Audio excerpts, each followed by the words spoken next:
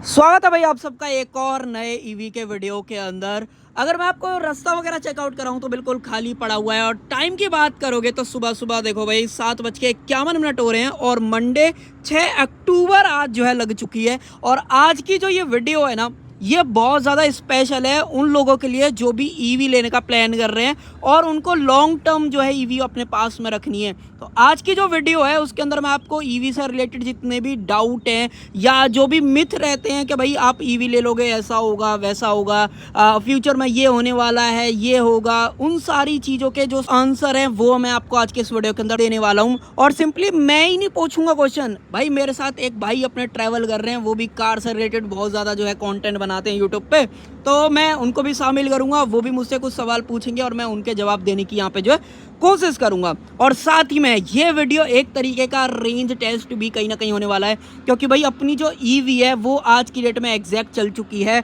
73,000 से भी ज़्यादा। और एक बार गाड़ी की कंडीशन वगैरह देख लो भाई, कल ही मैंने वॉश और पता है इस पे एक, चलो आने वाले टाइम में मैं आपको बताऊंगा, बट एक बार आप कंडीशन वगैरह देख के बताओ भाई, चमक रही है ना। बट थोड़े बहुत स्क्रैचेस वगैरह आपको बम्पर वगैरह पर नजर आ जाएंगे, बाकी भाई बढ़िया लग रही है कुछ भी सही। देखो कलर वगैरह अगर आप लेते हो ना यूनिक कलर और मेंटेन करके रखते हो तो भाई बढ़िया तो लगता है। खैर कोई नहीं, अब चलो टाइम वेस्ट नहीं करते हैं, सीधा आपको अंदर लेके चलता हूँ, मीटर दिखाता हूँ, बेसिकली MID उस पर क्या कुछ दिखा रहा है, क्या रेंज है, कितनी जो है निकल के आने वाली है, वो भी बात करेंगे। क्योंकि भाई रेंज के बीच में ना देखो, रेंज टेस्ट एक ऐसा जो है ना पूरा फॉर्मेट रहता है वीडियो का कि उसमें थोड़ा सा बंदा बोर हो जाता है, क्योंकि भाई ज्यादा कुछ ऐसा जो बताने के लिए होता नहीं है। अब बताने से मतलब ये है कि अब देखो मैं आपको हर एक 1% का तो सारी चीज बताऊंगा नहीं, तो इसलिए क्या है कि जितने जितने 10% जैसे जैसे ड्रॉप होते जाएंगे मैं आपको रेंज बताता चला जाऊंगा। तो उससे आपको जो एग्जैक्ट एट द एंड जब आप देखोगे वीडियो तो आपको पता चल जाएगा कि भाई टियागो ईवी इतना किलोमीटर चलने के बाद भी क्या रेंज देती है। चलो आ जाओ, मैं आपको MID दिखाता हूँ।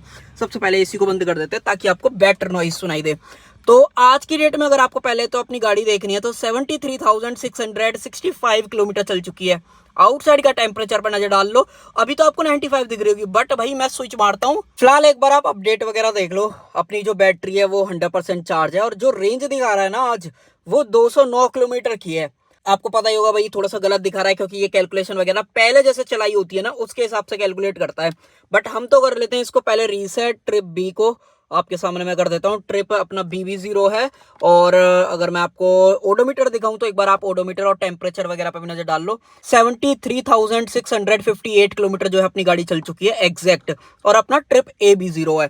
तो आज की वीडियो के अंदर मैं आपको रेंज से रिलेटेड तो दिखाऊंगा ही, और आज की वीडियो में अपडेट बहुत कमाल का है, वो आप जब वीडियो आगे देखोगे ना तो आपको समझ में आएगा कि किस बारे में जो है मैं बात कर रहा हूँ। देख ली वीडियो तो भाई घर से जो है मैं इसको 100% चार्ज करके चलाऊं और 7.2 किलोमीटर जो है गाड़ी एग्जैक्ट चल चुकी है। और वॉट आवर अभी दिखा रही है 48। एक सेकंड इसको डालते हैं ड्राइव पे और AC को अपना ऑन कर लेते हैं।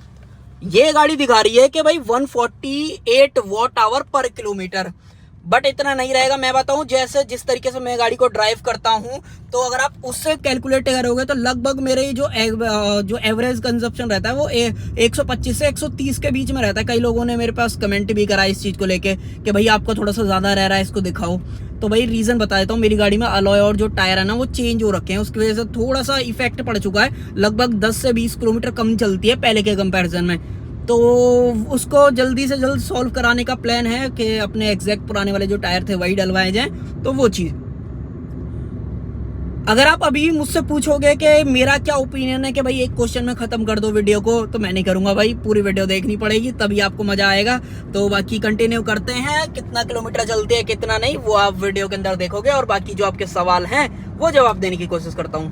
पहला जो सबसे मेजर जो कंसर्न रहता है ईवी लेने वालों का, या ईवी जो भी पहली बार ले रहा है, उसका हमेशा से एक कंसर्न रहेगा कि भाई बैटरी में 5 साल बाद चेंज कराऊंगा तो मुझे 4-5 लाख की पड़ेगी, ये होगा, और मतलब 4-5 लाख की पड़ेगी। तो भाई उन भाइयों के लिए बोल देना चाहता हूं कि आप आंख बंद कर लो और ईवी ले लो, बैटरी की तरफ मत सोचो। अब मैं बता देता हूँ क्यों। अब आप मेरी गाड़ी देख रहे होंगे कि लगभग 73,000 के आसपास चल चुकी है, बट आज की डेट में भी कोई भी सिंगल इश्यू जो है मुझे बैटरी पैक से रिलेटेड जो है दिक्कत नहीं आई है।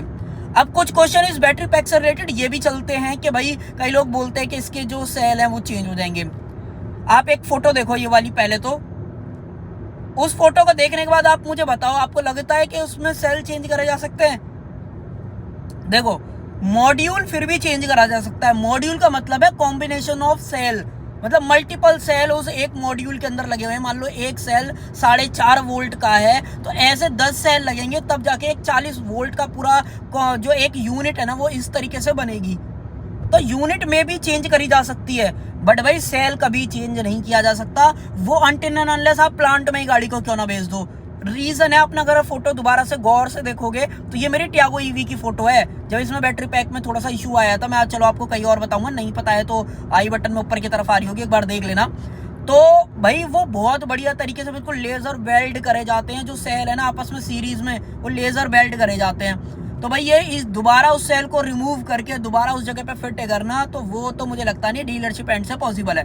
अनटिल एंड अनलेस आप प्लांट में ही गाड़ी को क्यों ना भिजवा दो या बैटरी पैक को भिजवाओ।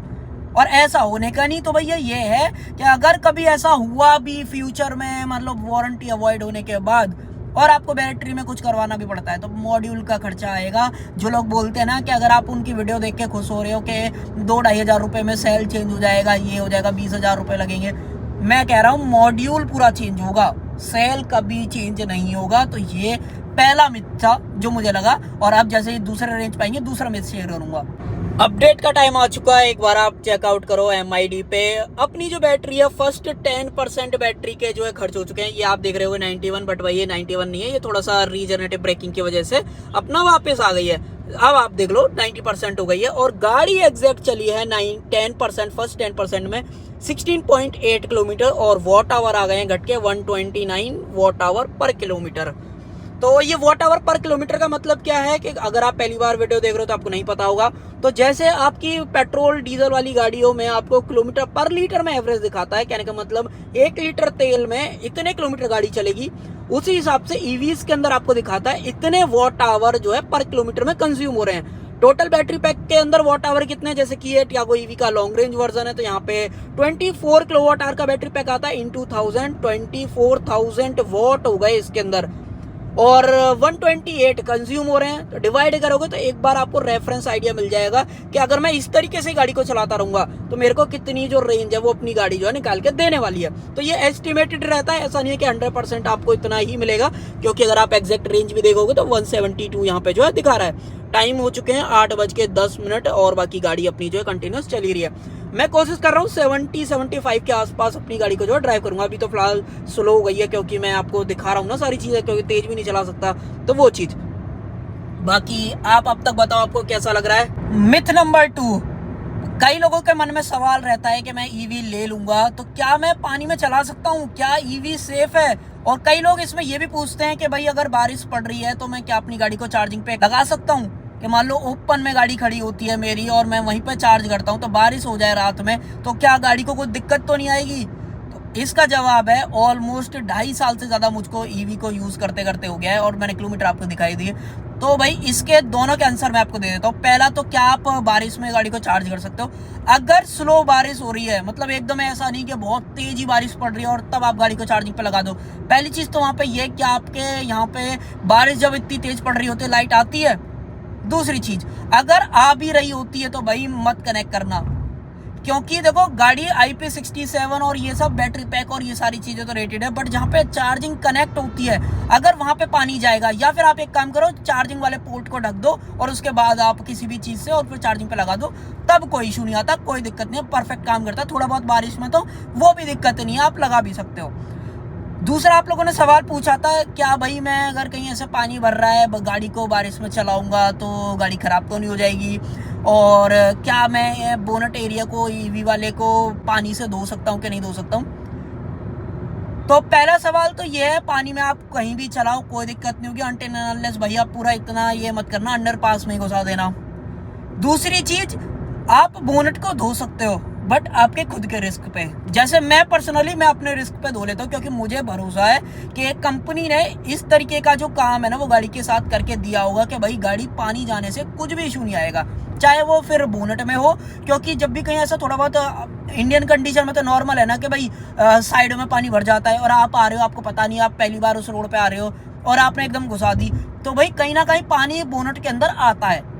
तो वो IP67 वाला जो पूरा फंडा है वो आगे भी लागू होता है। बस ये मत करना भाई, थोड़ा सा भाई संभल के जो है इस चीज को देखना, क्योंकि अगर खराब हो गई तो कंपनी इस चीज में वारंटी आपको नहीं देगी, चाहे आपको लाइफ टाइम वारंटी मिल रही हो, चाहे आपको कुछ भी मिल रहा हो। तो आपके ये दोनों मिथ थे, वो मैंने आपको क्लियर कर दिया। बाकी अगर आपके और कोई भी मिथ हो ना, तो फिर मुझे आप कमेंट सेक्शन के अंदर पूछ सकते हो। सो भाई अब आप देख लो, मैंने 20% बाद जो है आपको अपडेट दिया है, क्योंकि 20% अपने कंज्यूम हो गए हैं। बैटरी आ गई है 70% पे, और गाड़ी एग्जैक्ट चल चुकी है 57.7 वॉट आवर भी देख लो। और मैं आ चुका हूँ अब इस रोड पे, और इस रोड के लिए बोला जाता है कि ईवी सबसे ज्यादा रेंज देती है इस तरीके के रोड पे। बाकी वो तो हम एंड में देखेंगे। बट अब जो मेन मुद्दा है, मैंने बोला था स्टार्टिंग में कि मैं अपने एक भाई से मिलवाऊंगा, मतलब बड़े भाई बोल लो, कुछ भी बोल लो, जो कि सेम इसी फील्ड में जो है अपना एक्सपीरियंस और कई टाइम से काम कर रहे हैं। अब उनसे मिलवाने से पहले मैं फोन को करता हूँ स्विच और अल्ट्रा वाइड में डालते हैं।